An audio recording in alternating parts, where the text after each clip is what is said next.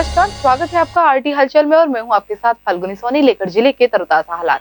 चलिए सबसे पहले नजर डालते हैं आज की हेडलाइंस पर। धुलकोट क्षेत्र के खेत में लावारिस मिली नवजात, जिला अस्पताल में है भर्ती।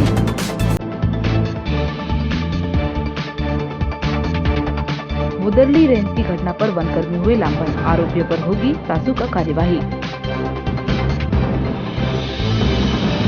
निगम को मिली 14वीं रैंकिंग, स्वच्छता अभियान का हुआ सर्वेक्षण। निम्बोला क्षेत्र में हुई कार्यवाही, गोवन से भरा पकड़ा गया ट्रक। और अब गतिविधियां विस्तार के साथ। गुरुवार को प्रदेश के वनकर्मी संगठन से जुड़े पदाधिकारियों ने डीएफओ से मुलाकात कर बोदली रेंज की वनकर्मियों पर हुए हमले को लेकर उसकी निंदा की। वहीं वन विभाग इस घटना के चिन्हित आरोपियों के खिलाफ रासुका कार्यवाही करवाएगा।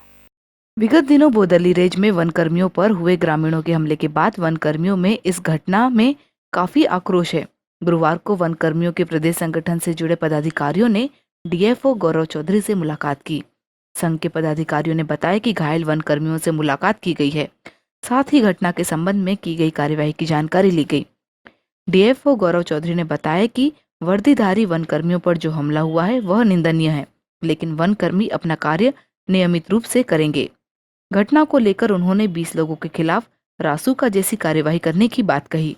हमारे कर्मचारियों के साथ प्राणघातक हमला हुआ जो नक्सलाइट की श्रेणी में माना जाए, उसके संबंध में आदरणीय डीओ साहब से हमने संपर्क किया कि कर्मचारियों के संबंध में आपने उनकी क्या सुरक्षा के लिए क्या कदम उठाएं और उनको चोट लगी उसके अगेंस्ट आपने उनके स्वास्थ्य के लाभ के लिए क्या क्या कार्य किया और अतिक्रमण कार्यों के खिलाफ क्या कार्रवाई कर रहे हैं।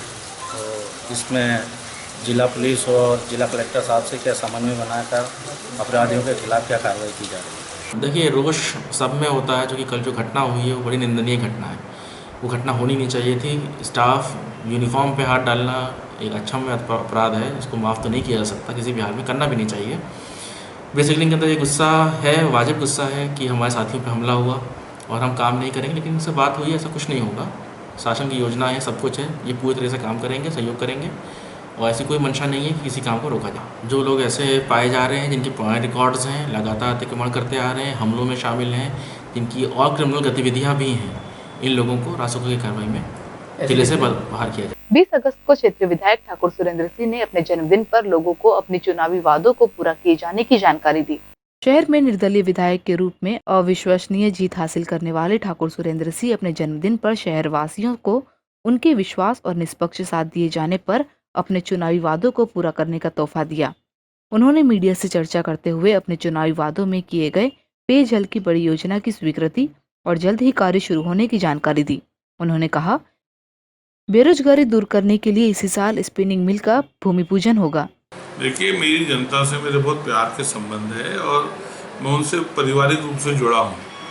मैं जो भी काम कदम उठाऊंगा वो जनता के फेवर में उठाता हूँ। अभी बहुत बड़ा काम मेरा 3 प्रायोरिटी है, पीने का पानी का, सिंचाई के पानी का और बेरोजगारी का, और तीनों काम में मैं अग्रसर हूँ। और अभी सिंचाई के पानी के लिए जल जीवन मिशन के अंतर्गत मध्य प्रदेश के अंदर बुरहानपुर ही एक ऐसा जिला है जहाँ 3000 करोड़ रुपए सेंट्रल गवर्नमेंट ने सैंक्शन किया है, जिसका टेंडर्स भी लग गए हैं और अति शीघ्र ये काम चालू हो रहा है।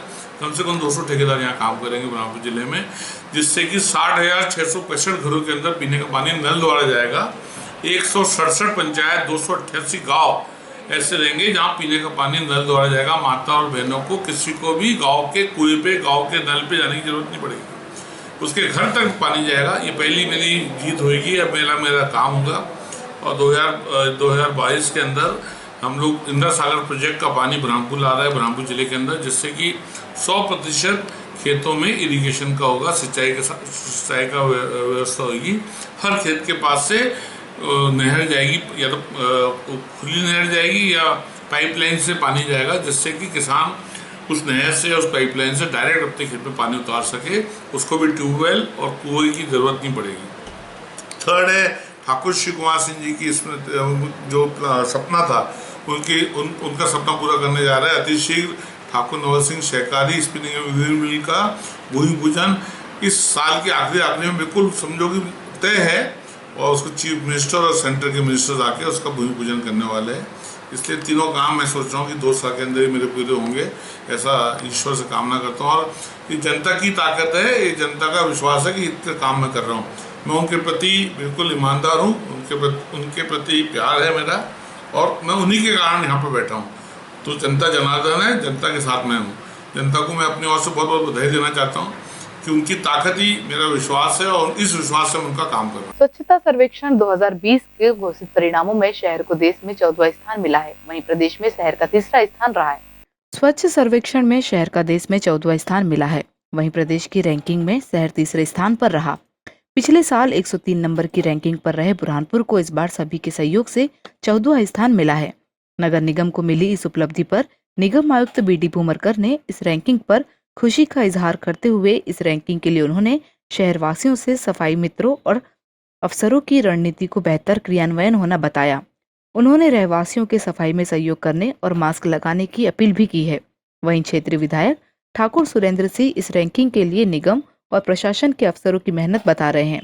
देखिए, शहरवासियों का और हमारे सफाई मित्रों का और नगर निगम की पूरी टीम का ये टीम वर्क है, जिसकी वजह से हमें ये रैंक हासिल हो सकी है। इससे पूर्व हम 103 पे थे और 103 से हम सीधे 14 पे आए हैं, तो निश्चित ये बहुत बड़ी उपलब्धि है। और सबसे फास्टेस्ट मूविंग शहर में हम नंबर 1 पे आए हमारी कैटेगरी में, और प्रदेश में हम 3रे नंबर पे हैं। तो निश्चित ही बुरहानपुर को एक सम्मानजनक स्थान मिला है। इसके लिए हमारे सभी साथी, हमारी टीम वर्क इसके लिए हकदार है, और बहुत बेहतरीन रणनीति के साथ में हमारे KPMG के साथियों ने भी और हमारी NGO की टीम ने भी, बेसिक्स ने भी, इन सब ने बहुत मेहनत की है, और इसी का परिणाम है कि हमें प्राप्त हुआ है। इस आपके चैनल के माध्यम से मैं शहरवासियों से यह भी अपील करना चाहता हूँ कि उपरोक्त कोरोना समय में अपने आप को सुरक्षित रखें, मास्क पहने, सोशल डिस्टेंसिंग का पालन करें, और अनावश्यक रूप से कहीं भी भीड़ भाड़ वाले इलाके में न जाएं। बहुत बड़ी बात है, पूरी टीम वर्क है। आज नगर निगम के लोग, कलेक्टर महोदय और कमिश्नर नगर निगम, इन सब ने मिलकर, और ख़ासकर हमारे जितने भी यहाँ के नगर निगम के कर्मचारी हैं, उन सब ने मिलकर इस शहर को स्वच्छता अभियान में बहुत आगे मेहनत करके लाया है, और आज पूरे देश के अंदर 14वें स्थान पे बुरहानपुर का नाम आ रहा है। वाकई ये तारीफ़ काबिल है, और इनकी मेहनत का सिला मिला है, और सरकार ने इसको पहचाना है। मैं सरकार को और मध्य प्रदेश की सरकार को बधाई देना चाहता हूँ, धन्यवाद देना चाहता हूँ उनकी इस उपलब्धि। पुलिस थाना निम्बोला क्षेत्र अंतर्गत अवैध गोवंश का परिवहन करते हुए पुलिस ने एक ट्रक को जब्त किया है। बुरहानपुर जिले के ग्राम निम्बोला इंदौर इच्छापुर हाईवे पर गोवंश से भरा ट्रक विश्व हिंदू परिषद बजरंग दल के कार्यकर्ताओं ने पकड़ा। निम्बोला के दूधमली नदी की पुलिया के पास ट्रक को रोका गया। ट्रक में पूरी तरह से गोवंश भरे हुए थे। गोवंश के परिवहन की सूचना मिलने पर सभी कार्यकर्ता हाईवे पर पहुंचे। ट्रक को रोककर 4 आरोपियों को पकड़कर निम्बोला थाना में ले गए। जिला गोरक्षा प्रमुख महेंद्र महाजन ने कार्यकर्ताओं को बताया कि इंदौर इच्छापुर हाईवे पर इंदौर की तरफ से बुरहानपुर की जाने वाला ट्रक की सूचना मिली है। कार्यकर्ताओं के साथ गाड़ी निम्बोला के पास गाड़ी में बैठे 4 आरोपियों को निम्बोला पुलिस के हवाले कर दिया गया। बजरंग दल के कार्यकर्ताओं द्वारा गौशाला ट्रक को खाली कराया गया। गुरुवार को जिले भर में सुबह से ही रिमझिम बरसात का दौर चलता रहा। वहीं दोपहर के बाद कुछ देर बरसात रुकने पर लोगों ने अपने जरूरी कामकाज को निपटाया। गुरुवार को सुबह से ही बरसात जारी रही। इस बरसात से सड़कों पर पानी जमा होने के चलते सिर्फ जरूरी कामों के लिए ही लोग बाहर निकले। दोपहर तक बरसात जारी रही। वहीं कुछ देर के लिए बरसात रुकी तो ग्रामीण इलाकों में इस बरसात ने खेतों को तरबतर कर दिया। शाहपुर नगर पंचायत में एक आवासीय मकान में घरेलू गैस टंकी में लीकेज होने से आग लग गई। इस आग पर लोगों ने तत्काल काबू पा लिया। शाहपुर नगर क्षेत्र के एक आवासीय मकान के गैस सिलेंडर में लीकेज होने के चलते घर में आग लग गई। इस आग में कोई जनहानि नहीं हुई है, लेकिन तत्काल लोगों ने इस आग को बढ़ने से रोक दिया और आग बुझाई। जिले के ग्राम धूलखोट में एक लावारिस नवजात खेत में पड़ी मिली। ग्रामीणों की सूचना के बाद पुलिस ने नवजात को उप स्वास्थ्य केंद्र में इलाज के लिए जिला अस्पताल पहुंचाया। बुरहानपुर जिले के धूलखोट क्षेत्र के एक खेत में नवजात बच्ची लावारिस हालत में मिली है। दरअसल कुछ ग्रामीणों द्वारा धूलखोट चौकी पर सूचना दी गई कि पास के गाँव में खेत में 1 दिन की बच्ची लावारिस हालत में पड़ी हुई है। सूचना मिलने पर पुलिस मौके पर पहुंची, जहां नवजात बच्ची खेत में पड़ी हुई थी। किसी ने 1 दिन की मासूम को खेत में लावारिस हालत में लापरवाही पूर्वक छोड़ दिया था। आसपास पूछने पर इस बच्ची के संबंध में कोई जानकारी नहीं मिली। पुलिस ने तत्काल धुलखोट उप स्वास्थ्य केंद्र को सूचित किया, जिसके बाद मौके पर स्वास्थ्य विभाग की टीम पहुंची और बच्ची का प्राथमिक उपचार किया गया। खेत में मिली इस मासूम को कुछ खरोंचे भी आई थी, जिसका इलाज कर उसे उप स्वास्थ्य केंद्र धुलखोट से बुरहानपुर अस्पताल रेफर कर दिया गया है, जहां मासूम को भर्ती कर ऑक्सीजन देकर उसे स्वस्थ किया गया। अब मासूम को SNCU वार्ड में रखा गया है, जहां बच्ची स्वस्थ है और सतत मॉनिटरिंग की जा रही है। देखिए, एक दिन की बच्ची लावारिस हालत में खेत में मिली थी। उसको पुलिस के द्वारा हमारे अस्पताल में लाया गया था और उसको छोटी मोटी चोट थी और उसको हम लोगों ने भर्ती करके उसको ऑक्सीजन वगैरह लगा के बच्ची अब स्वस्थ है और बच्ची हेल्दी है, स्वस्थ है। इस वाले कोई खेत में से उठा के लेके आए थे। और अब वक्त हो चुका है आपसे विदा लेने का। जाते जाते डालते नजर आज की हेडलाइंस पर। धुलखोट क्षेत्र के खेत में लावारिस मिली नवजात, जिला अस्पताल में है भर्ती।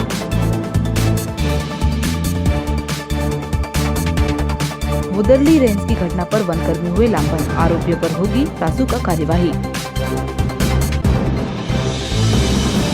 निगम को मिली 14वीं रैंकिंग, स्वच्छता अभियान का हुआ सर्वेक्षण। निम्बोला क्षेत्र में हुई कार्यवाही, गोवन से भरा पकड़ा गया ट्रक।